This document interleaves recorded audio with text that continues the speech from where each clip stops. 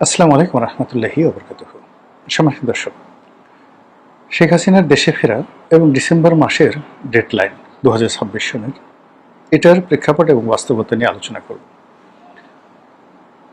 শেখ হাসিনা দেশে ফেরার ঘোষণা দিয়েছেন। শুধু ঘোষণা দেননি, তিনি রীতিমতো দৃঢ় প্রত্যয় ব্যক্ত করেছেন। আন্তর্জাতিক গণমাধ্যমগুলোতে সাক্ষাৎকার দিয়ে তিনি তার জিদ প্রদর্শন করেছেন। আবার সংবাদ সম্মেলন করে একই কথা বলেছেন যে যে কোনো মূল্যে তিনি দেশে আসবেনই। এখন এই যে ডিসেম্বরকে কেন্দ্র করে তার যে এই জিদ, এটাকে সরকার কিভাবে পাত্তা দিচ্ছে ডাজ নট ম্যাটার।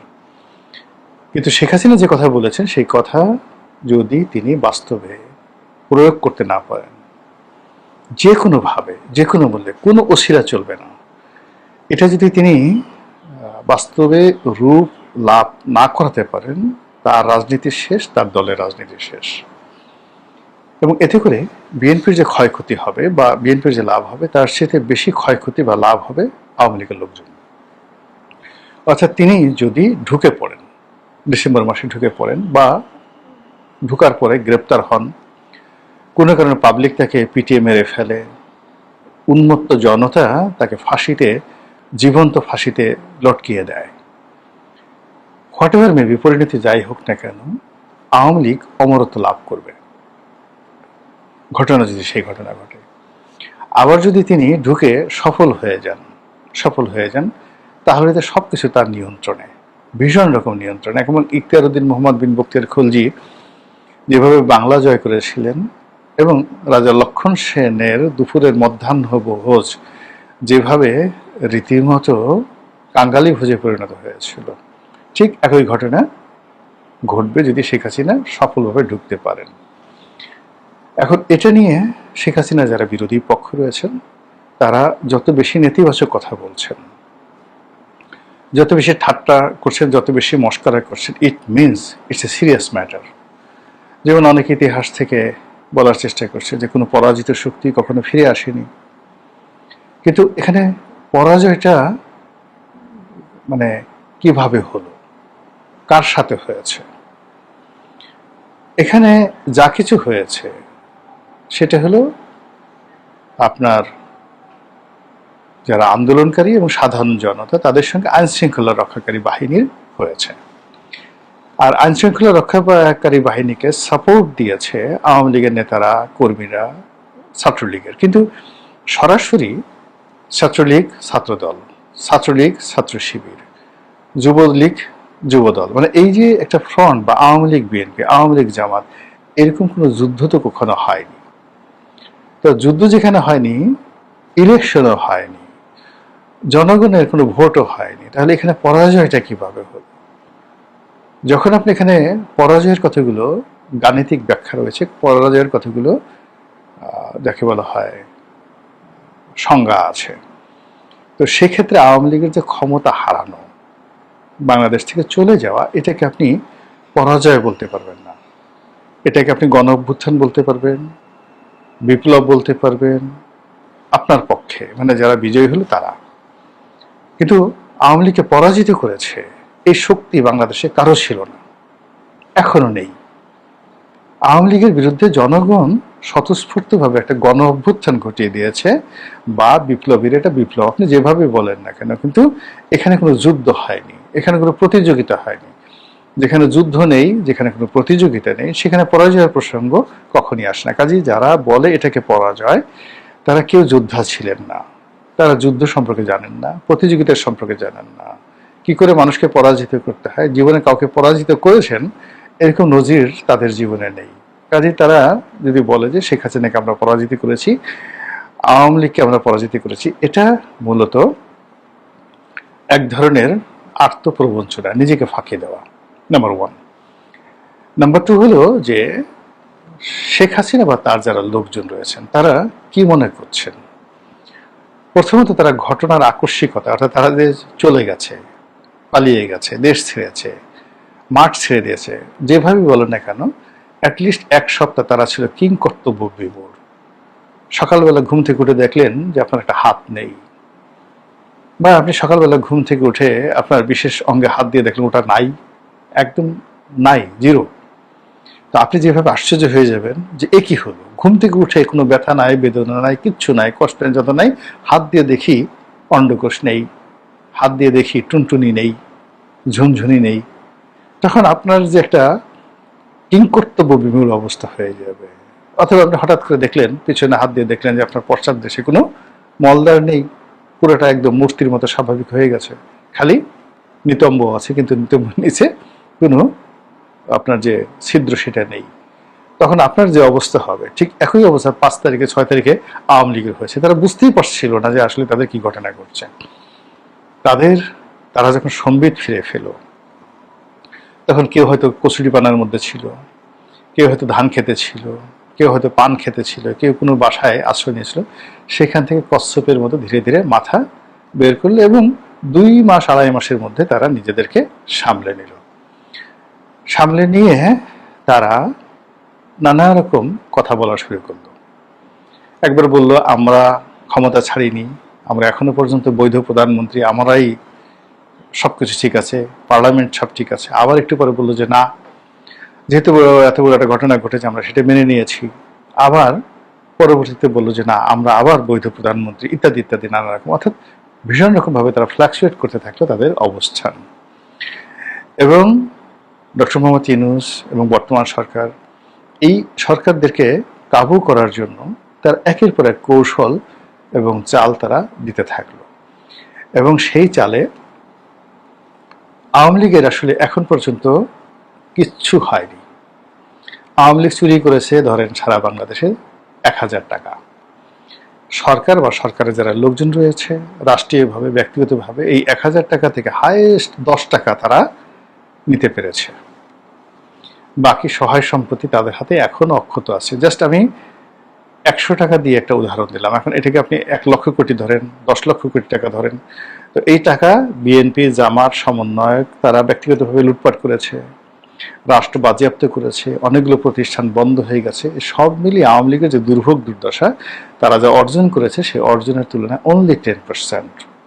ফলে ইকোনমি থেকে শুরু করে অন্য যে কোনো জায়গাতে তাদের নিয়ন্ত্রণ এখনো 90% গেল। এক আমলাতন্ত্র ধরেন, পুলিশ, বিডিআর, বিজিবি, আর্মি, আপনি গুনে গুনে ওখানে আপনি অর্থনীতিতে আপনি 10% ক্ষতি করেছেন, কিন্তু এই civil service, military service, bureaucracy, judiciary, এই পুরো জায়গাতে আওয়ামী লীগের যে সাজানো বাগান সেখানে আপনি 5% ক্ষতি করতে পারেন।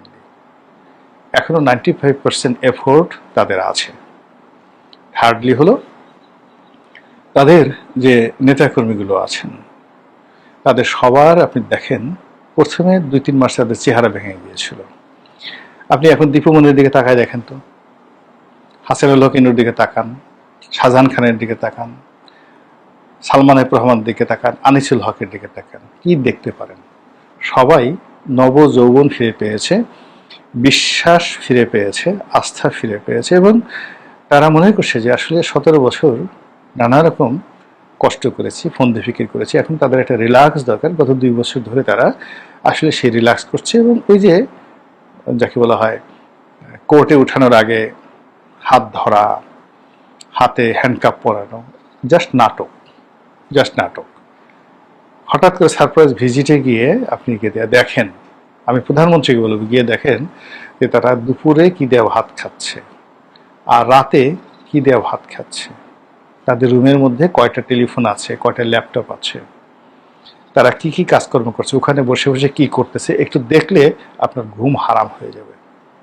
সেই জিনিসগুলো আঘাত করা যায় না, সব কিছু মানে এই বাইরে থেকে। আমি তো জেলখানাতে ছিলাম, আমি তো দেখেছি ওখানে আসলে কি হয়। ওটা একটা ভিন্ন জগৎ, আলাদা জগৎ। এখন ধরেন আমার সাথে যারা ছিলেন, নাম বলবো, প্রতি ব্যক্তি 5 স্টার হোটেল থেকে খাবার আসতো, ঢাকা ক্লাব থেকে খাবার, আমি তো খেয়ে খেয়ে মোটা হয়ে গেলাম। আমি কিছুই নিতাম না, কিন্তু অন্যান্য যারা ছিলেন সে কি খাবার, ঘিয়ে ভাজা পরোটা, আলাদা বাবুর্চি, আলাদা ফ্রিজ, এই ওক্তে এই বাড়ির বাসা থেকে খাবার আসছে, ওর ইতিকে আসছে, মানে রীতিমতো একটা শুধুমাত্র বাইরে বেরোতে না পারা, এছাড়া ওখানে বসে সব কিছু দিদারসে টেলিফোনে কথা হচ্ছে, সবাই দিদারসে ওখানে বসে অপরাধ জগৎ চালাচ্ছে, যারা গুন্ডা বদমাইশ আন্ডারওয়ার্ল্ড চালাচ্ছে জেলখানা থেকে, গাঁজা খাচ্ছে, গাঁজার ব্যবসা করছে, ইয়াবার ব্যবসা করছে, এভরিথিং। কাজী আওয়ামী লীগের লোকজন ওখানে বসে সারাদিন ইয়ানফসি ইয়ানফসি করছে, আল্লাহ বিল্লাহ করছে, অনুশোচনা করছে। এটা আপনি তাদের চেহারার দিকে তাকাইয়ে দেখেন তো এরকম মনে হয় কিনা। সবাই মানে জেলে যখন গিয়েছিল বা 2024 সনের এপ্রিল মে মাসে তাদের যে চেহারা সুরত ছিল, তার সাথে এখন জেলে যারা আছে তাদের সবার চেহারা সুরত ভালো হয়ে গেছে। আচ্ছা, বিদেশের মাটিতে যারা আছে যাদেরকে আপনি দেখতে পান, সে দেখেন তো সমর রেজাউল করিম সাহেব, সাবেক মন্ত্রী মহোদয়, তারপরে শামীম ওসমান সাহেব, তারপরে জাহাঙ্গীর কবির নানক সাহেব, মানে এই সমস্ত যাদেরকে আমরা ভিডিওতে দেখতে পাচ্ছি, ডক্টর হাসান মাহমুদ, বলেন তো এদের কারোর একটা পশম মানে নড়াচড়া করেছে? কারো চেহারা খারাপ হয়ে গেছে? বরং সবাই আগে তাদের যে ত্রুটিগুলো ছিল, ভুলগুলো ছিল, সেগুলো বাদ দিয়ে মানে মনে হয় যেন একটা নবযৌবন ফিরে পেয়েছেন। সবাই একে একজন রয়্যাল বেঙ্গল টাইগার হয়ে গেছেন। আপনি নফলের কথা চিন্তা করেন, সাকিব আল হাসানের কথা চিন্তা করেন। আমার মনে হয় সাকিব আল হাসান এখন যে একটা রিল্যাক্স মোডে আছে, মানে মনে হচ্ছে যে আগামীতে সে বাংলাদেশের প্রধানমন্ত্রী হবে, এইরকম একটা আত্মবিশ্বাস তাদের মধ্যে চলে আসছে। আর শেখ হাসিনার কথা শুনেন, জয়ের কথা শুনেন, পুতুলের কথা শুনেন, আপনি শেখ সেলিমের কথা শুনেন। কোনো অবস্থাতে শেখ সেলিমের যে মানে আপনি শেখ হেলালের কথা শুনেন, শেখ হেলালের কথা তো আসে নাই, শেখ হেলালের ছেলে যে তন্ময়ের কথা শুনেন, পুরো শেখ পরিবারের অন্য যারা লোকজন আছে আপনি দেখেন তো, তাপস কিভাবে আছে, পরশ কিভাবে আছে, পরশের স্ত্রী জুথি কিভাবে আছে। সবগুলো দেখবেন যে কেউ আগের চেয়ে খারাপ নাই, বরং আগের চেয়ে ভালো আছে। স্বয়ং শেখ হাসিনা, আমরা তো জানি না, ওখানে দেখেন ওই একই বাড়িতে শেখ হাসিনা এবং শেখ রেহানা আছেন। ভালো করে খোঁজ নিয়ে দেখেন তারা দুই বোন ওখানে কিভাবে আছেন। কলকাতাতে যে সমস্ত আওয়ামী লীগের নেতারা পালিয়ে আছেন, তারা ওখানে বসে কোটি কোটি টাকা খরচ করে দলের নেতা কর্মীদেরকে জামিন করায় দিচ্ছেন। কতজন আওয়ামী লীগের নেতাকর্মী ইনুস জমানাতে গ্রেপ্তার হয়েছিল এবং ইনুস জমানাতে কতজন লোক জেল থেকে বের হয়েছিল, আর এই জমানাতে কতজন বের হয়েছে, একটু ডাটা নিয়ে দেখেন তো। তারা যারা বের হয়েছেন তারা কি খারাপ আছেন? তারা কি কেউ বিএনপিতে যোগদান করেছেন, নাকি তারা শেখ হাসিনাকে বাংলাদেশে আনার জন্য তারা প্ল্যান করছেন? এই জিনিসগুলো চেনে শুনে বুঝে তারপর কথা বলেন। খালি আন্দাজে ডিসেম্বরে কোনোদিন উনি আসতে পারবেন, আরে ওনার আসার দরকারটা কি? ওনার কাজ তো চলতেছে, ওনার কাজটা চলতেছে। এইগুলো এক। দুই নম্বর হলো যে যদি উনি আসেন, উনি অবশ্যই ডিসেম্বরে আসবেন না, উনি সেপ্টেম্বরে আসবেন, অক্টোবরে আসবেন বা নভেম্বরে আসবেন। ডিসেম্বরে উনি কোনোদিন আসবেন না। আর ডিসেম্বর ক্রস করে যদি 2027 সনের জানুয়ারিতে চলে যায়, উনি যদি না আসতে পারেন, ওনার রাজনীতি শেষ এবং আওয়ামী লীগের রাজনীতি শেষ। তো এইরকম যখন হাতে আপনার সময় আছে, সেপ্টেম্বর, অক্টোবর, নভেম্বর, অনলি 3 মাস। নর্মালি যেটা হয় আমাদের দেশে বলা যায়, আরে কাজটা হলো কি, তুমি দেখালে কলা আর দিলে মূলো, দেখালে সুই আর ঢুকালে ফলা। ওই যে আমরা যেভাবে ফলা তো বুঝেন যে তীর বা ঢাল সরকি যেটাকে বলা হয়, আপনি একটা সুই দিয়ে আপনি আঘাত করবেন বললেন, আপনি রাজি হলেন, কিন্তু দেখা গেল পুরো একেবারে ঢাল সরকি ঢুকিয়ে দিলেন হাতের মধ্যে। তো যুদ্ধের এটা একটা কৌশল। যুদ্ধ সবসময় আপনাকে বিভ্রান্ত করে। এর সাথে যুদ্ধ এবং প্রেম, এখানে সকল প্রতারণা বৈধ। তো সেই ক্ষেত্রে এই যে ডিসেম্বরের যে ডেডলাইন, এই ডেডলাইনটা হলো শেখ হাসিনা এবং আওয়ামী লীগের একটা সবচেয়ে বড় কৌশল। এবং এই কৌশলকে স্মরণ করে আপনি ডিসেম্বরকে দিকে নজর রাখবেন, তারপরে সে আসবে, এটাকে কেন্দ্র করে আপনি শুধুমাত্র আপনার সমস্ত মনোযোগ শেখ হাসিনার দিকে রাখবেন। আর ওদিকে জেলখানা থেকে সব বের হয়ে যাচ্ছে, তারপরে সমস্ত ব্যবসা বাণিজ্য এস্টাবলিশ হয়ে যাচ্ছে, সব কিছু আমলাতন্ত্রে যারা ছিল তারা আবার সুন্দরভাবে সবকিছু নিয়ন্ত্রণ নিয়ে নিচ্ছে। আর আপনি বসে বসে কলা খাচ্ছেন, লেমন জুস খাচ্ছেন, এবং যখন ঠিক দেখবেন যে আপনার বাড়ির পাশে জোরে একটা শব্দ হয়ে গেছে, জয় বাংলা। এখনো দেখেন ঢাকা শহরে, ধরেন আমি কোনো দলের নাম বললাম না, যারা খুব বড় বড় কথাবার্তা বলে, খুব সুন্দর করে তার প্রিয় খাবারটি খাচ্ছে, অথবা তার প্রিয়তমা স্ত্রী বা তার প্রেমিকা তাকে আলিঙ্গন করছে, চুম্বন করছে, ঠিক ওই সময়টা যদি পাশে থেকে আপনি টেপ রেকর্ডারে খালি বাজিয়ে দেন জয় বাংলা, মুহূর্তের মধ্যে দেখবেন কান্নার রোল পড়ে গেছে। সে ভুলে গেছে তার সামনে তার প্রেমিকা, সে ভুলে যাবে তার সামনে পোলাও কোরমা কালিয়া কুপ্তা আছে। এই যে যেটা আতঙ্ক জয় বাংলা তৈরি করে ফেলেছে, ছাত্রলীগ তৈরি করে ফেলেছে, এবং এটা প্রতি মুহূর্তে বাংলাদেশে তারা এই মহড়াগুলো দিচ্ছে। এবং সেই মহড়ার প্রেক্ষিতে তারা যে টার্গেট, সেই টার্গেট যদি তারা ফুলফিল করতে না পারে তাহলে তাদের কি পরিণতি হবে সেটা তারা খুব ভালো করে জানে। এটা নিয়ে আওয়ামী লীগের যারা প্রতিপক্ষ তাদের কোনো টেনশন করার দরকার নাই যে শেখ হাসিনা কোনদিন ফিরে আসবে না, আসতে পারবে না, আসা সম্ভব নয়, ইতিহাসে কখনো এরকম ঘটনা ঘটেনি। উনি বোগাস কথাবার্তা বলছেন, নেতাকর্মীদেরকে চাঙ্গা করার জন্য কথা বলছেন, সে বেঁচে নাই, মরে গেছে। এগুলো নিয়ে আপনার চিন্তা করার দরকার নেই। তার যারা প্রতিপক্ষ, তারা আওয়ামী লীগ এবং শেখ হাসিনা যারা প্রতিপক্ষ, তারা শতভাগ ধরে রাখেন তিনি নভেম্বর অক্টোবর, সেপ্টেম্বর অক্টোবর নভেম্বরের মধ্যে ঢুকে যেতে পারেন, ডিসেম্বরে তিনি আসবেন না। কাজেই এই ঢুকে যাওয়ার জন্য যত রকম কৌশল, কূটনৈতিক তৎপরতা, মিলিটেন্সি যা কিছু আছে সব অপকর্ম তারা করবেন। কাজেই সেটাকে রেখে যত বেশি সুন্দরভাবে প্রস্তুতি নেওয়া যাবে, তত আওয়ামী লীগ এবং শেখ হাসিনা যারা প্রতিপক্ষ তারা এই নিরাপদ থাকবেন, ভালো থাকবেন এবং সুন্দরভাবে রাষ্ট্র চালাতে পারবেন। মহান আল্লাহ আমাদের সবাইকে হিদায়াত দান করুন এবং হেফাজত করুন। আসসালামু আলাইকুম ওয়া রাহমাতুল্লাহি ওয়া বারাকাতুহু।